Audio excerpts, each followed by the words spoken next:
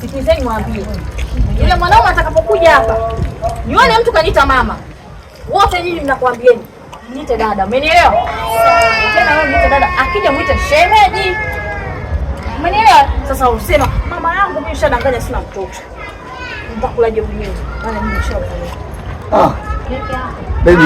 Baby jamani baby. Shemeji yako kaingia. Nyanyua shemeji. Shemeji yangu wa mwisho.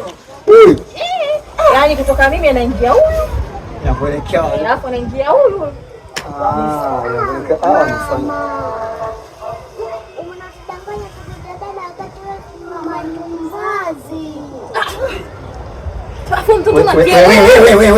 Wewe acha kwa kuomea watoto. Kumbe hela zote zilizokuwa nakugea unadanganya mimi sina mtoto hata mmoja, ya tupate mtoto. Kumbe watoto wewe ndio mtoto wake mkubwa. Wa kwanza. Yaani muda wote natoa hela zangu, najua mimi ni lati mimi na wewe tuwe pamoja, kumbe una familia yote hii tatu. Sasa mishanzo utakuwa mtu yako hii hapo wewe.